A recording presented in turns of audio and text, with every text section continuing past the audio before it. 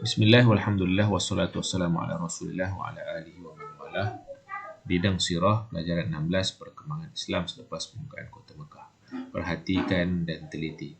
Peta dunia di bawah ini menunjukkan berwarna hijau negara Islam, berwarna pink 0 hingga 19% beragama Islam, warna kuning 0 hingga 19% beragama Islam, 0 hingga 9%. Ustaz, bagaimanakah Islam boleh tersebar ke seluruh dunia?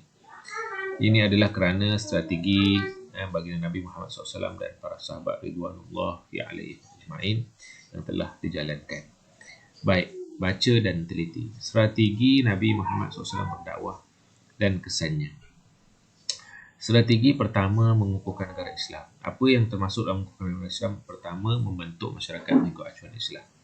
Menghapuskan amalan jahiliah seperti penyembahan berhala dan hidup mementingkan qabilah, yakni puak-puak di dalam kaum itu serta keturunan.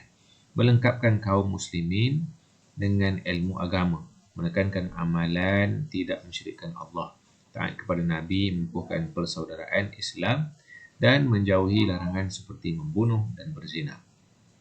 Seterusnya, memperkasakan ekonomi umat Islam, iaitu mengutuskan pemungut zakat dan jizyah. Jizyah ini adalah cukai yang dibayar oleh rakyat bukan beragama Islam yang bernaung atau tinggal di negara Islam kepada kabilah-kabilah dan negeri-negeri yang dikuasai Islam. Strategi kedua, menekankan tanggungjawab berdakwah. Peranan menyampaikan kebenaran Islam dipikul oleh setiap Muslim sama ada lelaki atau perempuan. Saling berganding bahu mempertahankan kesucian Islam daripada ancaman musuh. Baik.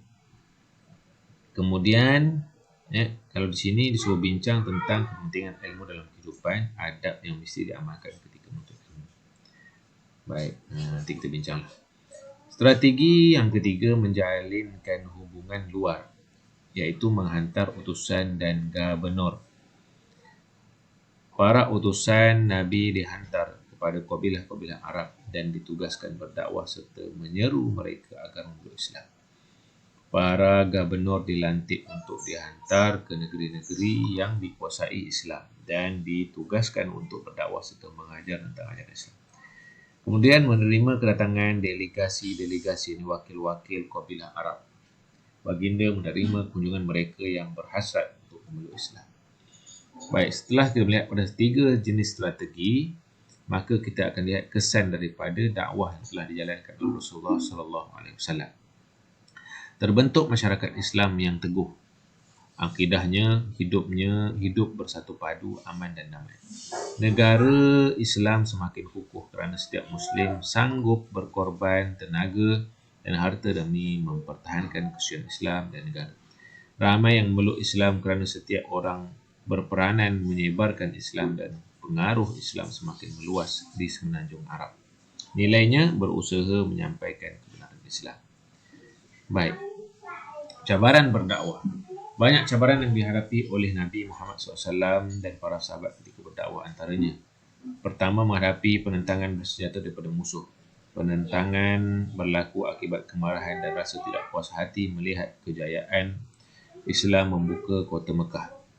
Mereka juga berasa terancam dan mahu menyekat pengaruh Islam. Maka tercetuslah beberapa peperangan seperti Perang Hunain dan Perang Tabuk. Perang Hunain berlaku di Hunain pada tahun ke-8 Hijrah.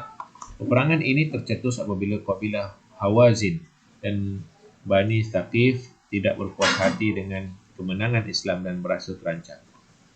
Bilangan kaum muslimin seramai 12,000 orang, tentera musuh pula membawa anak, isteri dan harta benda bersama-sama dengan mereka. Peperangan ini berakhir dengan kemenangan pada pihak muslimin. Selepas peperangan ini, ramai daripada mereka memeluk Islam termasuk Malik bin Auf yang mengetuai peperangan ini. Peperangan Tabuk berlaku di Tabuk pada tahun ke-9 Hijrah. Peperangan ini tercetus apabila kerajaan Rom berasa terancam dan mahu menyekat pengaruh Islam yang semakin meluas. Bilangan kaum muslimin seramai 30,000 orang, manakala bilangan musuh adalah seramai 40,000 orang. Peperangan ini berakhir dengan kemenangan di pihak muslimin. tanpa berlakunya pertempuran setelah Allah mencampakkan rasa gerun dan takut di hati musuh. Menghadapi golongan munafik. Ini cabaran juga. Golongan munafik ialah mereka yang berpura-pura Islam dan tinggal bersama-sama dengan kaum muslimin. Golongan ini selalu mencari jalan untuk melemahkan kekuatan umat Islam. Antaranya, sentiasa memberikan alasan dan menolak apabila diminta berganding bahu mempertahankan keagama dan negara. Menjalinkan hubungan dengan Raja Rom untuk bersama-sama melemahkan umat Islam.